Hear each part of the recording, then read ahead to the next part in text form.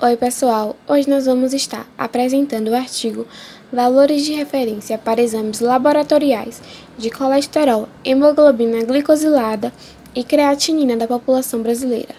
Bem, esse artigo foi publicado em 19 de março de 2019 e os membros da equipe são Amanda Maria Lago, Ana Beatriz Vieira, Bárbara Vitória Reis, eu, Beatriz Lima Rocha, Camila Alban, Clécia Priscila Salles, Gisele da Costa, Iane Maria, Juliana Santana e Maria Fernanda. Bem, esse artigo tem como objetivo descrever e estimar os valores de referência dos exames laboratoriais de colesterol, hemoglobina glicosilada e creatinina para a população adulta brasileira. Esse estudo foi descritivo e realizado com a contribuição dos dados de Pesquisa Nacional de Saúde. Bem, os exames laboratoriais são muito importantes e fundamentais na prática clínica, pois eles vão estar contribuindo para um melhor diagnóstico, prevenção e tratamento do paciente. E para determinar os valores de referência, é necessário uma metodologia adequada e uma amostra representativa da população. E para isso, é necessário estabelecer alguns critérios que podem interferir nesses resultados, como a idade, sexo, raça, fatores ambientais, a prática ou não de atividade física, período de ciclo menstrual, uso de medicamentos, a existência de alguma doença crônica, e também a existência de erros pré-analíticos que podem estar ocorrendo na coleta, processamento e transporte da amostra.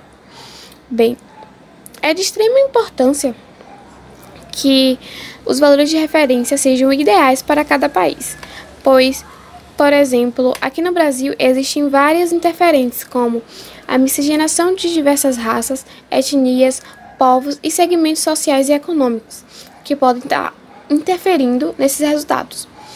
Bem, os valores de referência é o principal elemento dos exames laboratoriais, pois é por meio deles que os profissionais de saúde vai ter uma melhor interpretação desses resultados.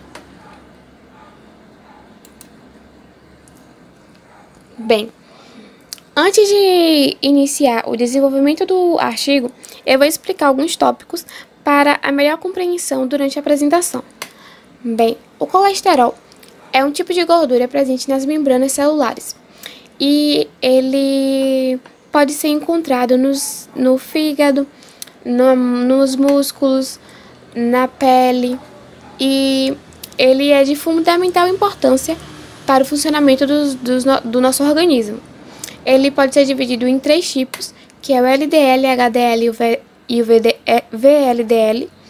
O LDL ele é um colesterol de baixa densidade e é popularmente conhecido como colesterol ruim. Ele, em altas concentrações na corrente sanguínea, ele vai estar se aderindo à parede da artéria sanguínea e assim podendo causar algumas doenças coronárias. Bem, o HDL é uma lipoproteína de alta densidade e popularmente conhecida como colesterol bom. E ele tem como principal função a retirada do colesterol ruim, que é o LDL, transportando para o fígado, e lá ele vai ser degradado e posteriormente expelido. E o VLDL, ele tem como principal função o transporte de triglicerídeos pela corrente sanguínea, ou seja, ele vai estar diretamente ligado à quantidade de triglicerídeos na corrente sanguínea. A hemoglobina glicosilada ela é muito utilizada no diagnóstico e no acompanhamento de pacientes com diabetes, pois além de não ter a necessidade de realizar o jejum, ela vai estar avaliando os níveis médios de glicose presente na corrente sanguínea nos últimos 2 a 3 meses. Bem, a creatinina é uma substância que é produzida pelos músculos e eliminada pelos rins. É o resíduo produzido pela quebra da creatina e do fosfato, e ela é utilizada para como exame para avaliar o funcionamento dos rins. Metodologia. Esta pesquisa tratou-se de um estudo descritivo, utilizando os dados dos exames laboratoriais da PNS entre os anos de 2014 e 2015. A PNS é uma pesquisa de base domiciliar de âmbito nacional e, para sua realização, foi necessário selecionar cerca de 70 mil domicílios e, em cada domicílio, escolheu-se um indivíduo com idade igual ou superior a 18 anos. Após a coleta de 25% dos materiais biológicos nesses setores censitários, ocorreu um processo chamado de estratificação, que é a categorização dessas amostras conforme o sexo, idade, grau de instrução, raça e macro-região geográfica. É importante salientar que os participantes dessa pesquisa assinaram o termo de consentimento livre e esclarecido, receberam explicações sobre a coleta de sangue periférico e a urina e foram orientados sobre a forma de recebimento do laudo contendo os resultados dos exames. As coletas foram realizadas a qualquer hora do dia, sendo utilizados tubos com EDTA e tubos com soro gel.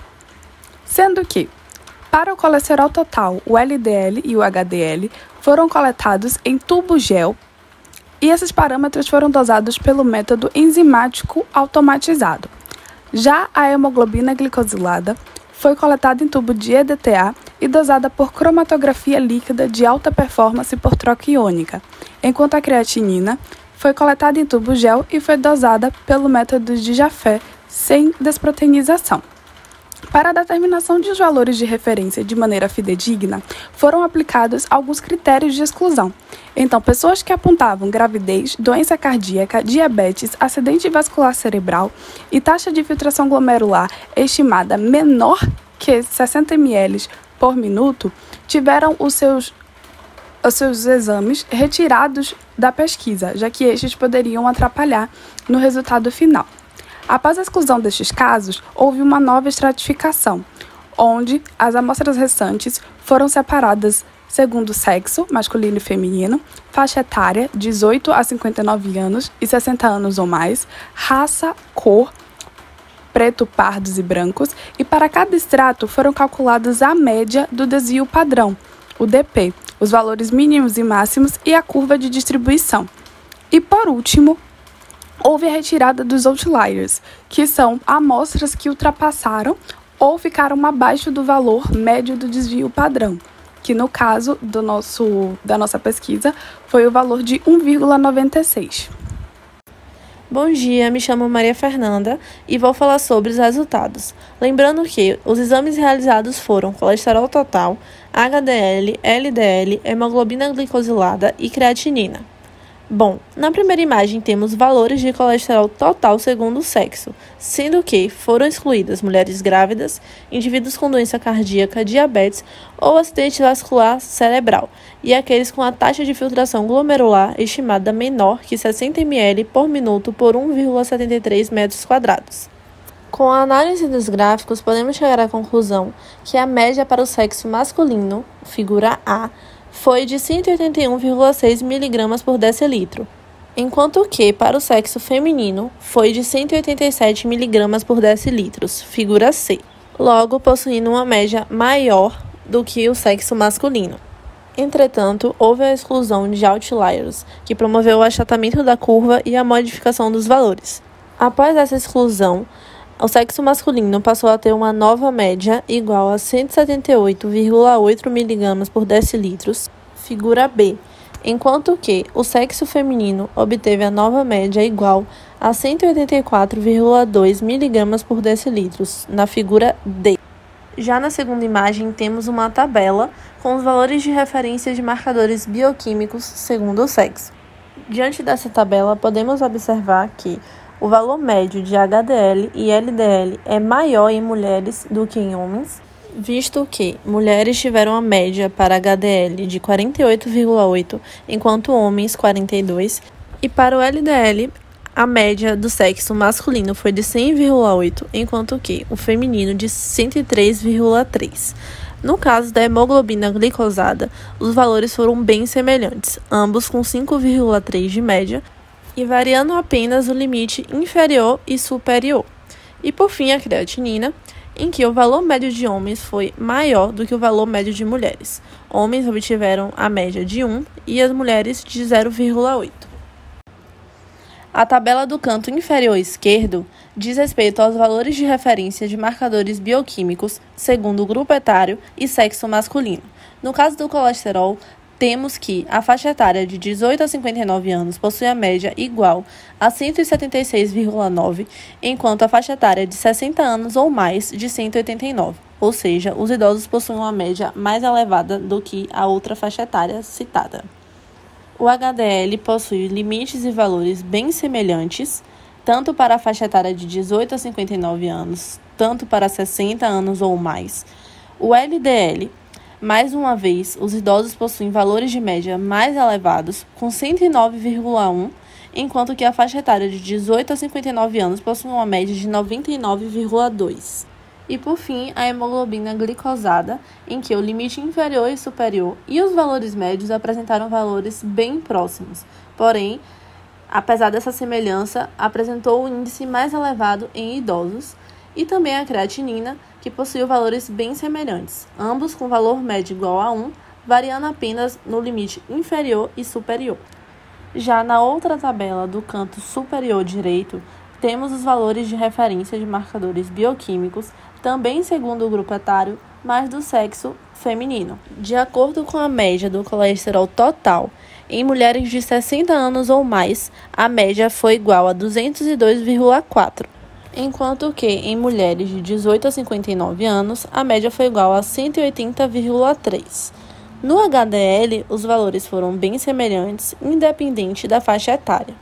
No LDL, mais uma vez, mulheres de 60 anos ou mais possuíram uma média mais elevada do que para mulheres de 18 a 59 anos, sendo que os valores de média foram iguais, respectivamente, a 114,9 e 100,7.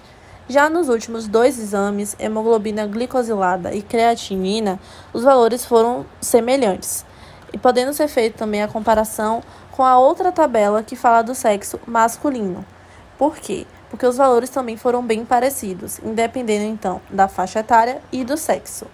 Por fim, observando essas duas tabelas juntas, é possível perceber que em ambos os sexos, os valores médios na maioria dos exames aumentaram na faixa etária de 60 anos ou mais. Também pode ser percebido que para o colesterol total, HDL e LDL, os valores médios e também os limites foram maiores no sexo feminino do que no masculino. Nessa última tabela, temos os valores de referência de marcadores bioquímicos segundo raça, cor e sexo. Primeiramente, observando dados sobre o colesterol total, é possível perceber que indivíduos brancos do sexo masculino obtiveram uma média mais elevada, igual a 180,3, enquanto que indivíduos pretos e pardos obtiveram, respectivamente, 179,3 e 177,5 de média. No sexo feminino, também foi observada uma média mais elevada em indivíduos brancos, com valor igual a 186,2, enquanto que indivíduos pretos e pardos com médias iguais, respectivamente, a 185,4 e 182,6. É possível observar também que os valores médios e também os limites inferiores eles foram maiores em mulheres do que em homens. No HDL do sexo masculino, foi observado que os maiores níveis foram indivíduos de raça cor preta, com 42,7 de média, enquanto que indivíduos brancos e pardos apresentaram valores iguais, no caso 41,8. Observando o sexo feminino, é possível notar que os valores de HDL em indivíduos brancos e pretos são semelhantes, 49,9 e 49,5, respectivamente, com um decréscimo em indivíduos pardos, com um resultado de média igual a 47,5. No exame de LDL, os valores foram muito semelhantes, tanto no sexo masculino quanto no feminino, possuindo apenas um decréscimo em indivíduos do sexo masculino pardos, tendo uma média igual a 99,3. E para finalizar, os dois últimos exames, hemoglobina glicosilada e creatinina, todos apresentaram valores bem semelhantes, independendo do sexo e da raça e cor. A única observação que é feita é que a creatinina apresentou valores menores em mulheres do que em homens, mas sem a distinção de raça e cor. Discussão. Essa pesquisa contribui para uma discussão mais ampla sobre o uso de marcadores bioquímicos estimados nacionalmente para monitorar certos agravos de saúde. Nesse estudo, foram calculados valores nacionais de referência de exames bioquímicos segundo sexo, idade, raça e cor, abrangendo 95% da população sem relato de diagnóstico anterior a certas doenças.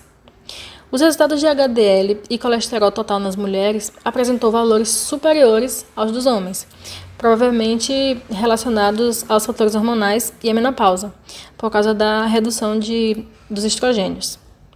O LDL obteve valores médios semelhantes, o que chamou a atenção, porque o LDL é considerado o principal marcador e preditor de risco cardíaco, então ele deve ser monitorado.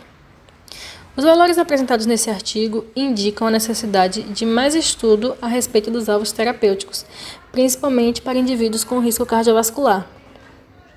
De acordo com a Diretriz Brasileira de Dislipidemias e Prevenção da Aterosclerose, o nível de LDL do indivíduo, para ser considerado de baixo risco cardiovascular, deve ser inferior a 130 mg por decilitro.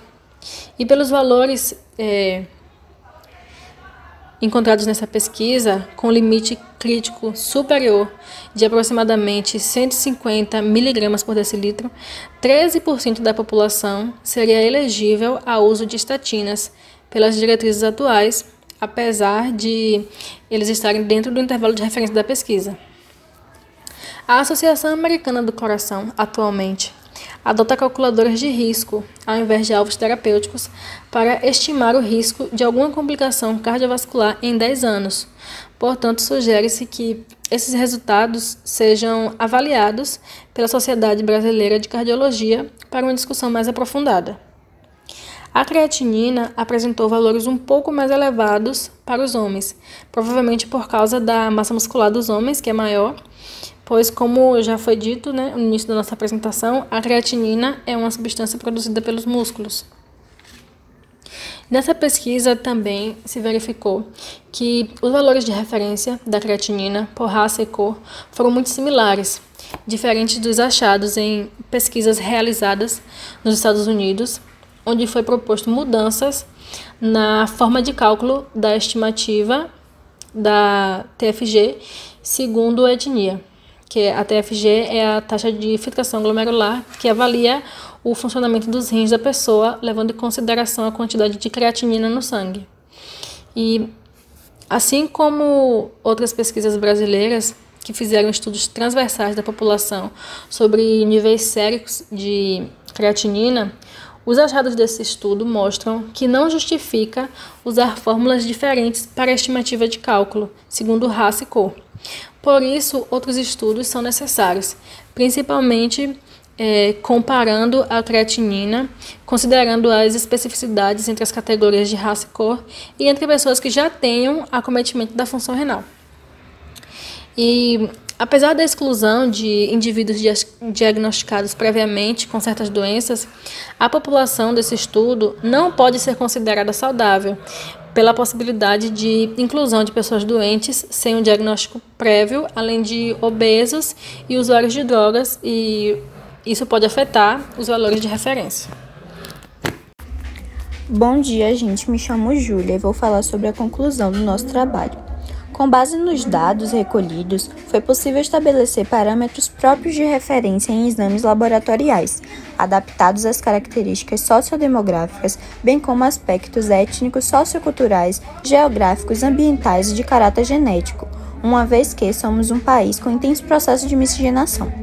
Com base nos dados da PNS, foi possível realizar o estudo em questão, sendo ele o primeiro que estabelece esses parâmetros de referência.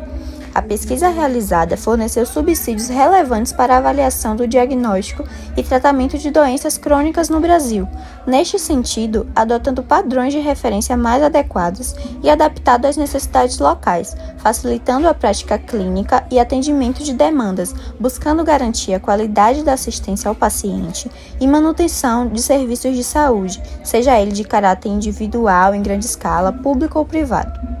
Vale ressaltar que acessar os dados da PNS, a Pesquisa Nacional de Saúde, é de extrema importância, pois na plataforma contém a coleta de informações sobre o Sistema Nacional de Saúde em geral e em tempo periódico, no intervalo de 5 em 5 anos, no que se refere ao acesso, ao uso dos serviços disponíveis, continuidade dos cuidados, bem como condições de saúde da população, a vigilância de doenças crônicas e os fatores de risco a elas associados. Essas informações se fazem necessárias em seu sentido pleno, visando garantir o direito de saúde e prestação de serviço de forma eficaz para a população. Doenças que estão diretamente relacionadas ao colesterol, hemoglobina glicolizada e creatinina. O colesterol é um fator de risco para doenças cardiovasculares, bem como acidente vascular cerebral, que é o AVC, infarto, hipertensão, placa de aterosclerose e insuficiência cardíaca. Isso ocorre devido ao aumento do LDL, que é uma lipoproteína de baixa densidade, e irá ocasionar o acúmulo de gorduras nas artérias, que dificultará a passagem do sangue e, consequentemente, a irrigação do coração. O aumento do LDL e VLDL, que são os triglicerídeos, favorecem assim a obstrução nas artérias, levando a lesões do músculo cardíaco, que irá ocasionar a insuficiência cardíaca. Já a parte da hemoglobina glicolizada está associada ao diabetes, que a hemoglobina glicolizada é a hemoglobina ligada à glicose, e é uma forma eficaz de avaliar os níveis médios de glicose sanguínea. Também está associada à patologia da síndrome metabólica, que é um conjunto de condições que aumenta o risco de doenças cardíacas, como AVC e diabetes, como havia dito. A hipertrigliceridemia, que é o aumento do VLDL no sangue. A hiperbilirrubinemia, que é o acúmulo de bilirrubina no sangue, gerando assim a icterícia. E as nefropatias, que são lesões ou doenças renais que podem ocasionar devido a doenças ou medicamentos.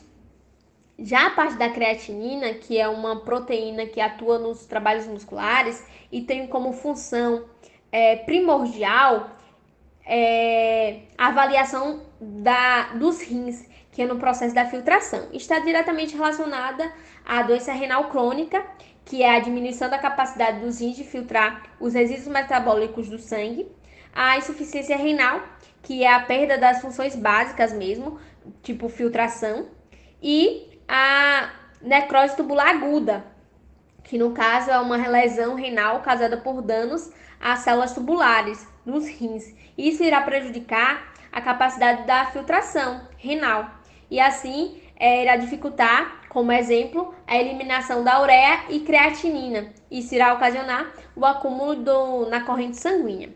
E também as alterações no ritmo de filtração renal. Então, meu nome é Camila e eu vou falar sobre os tratamentos das patologias que foram citadas no slide anterior.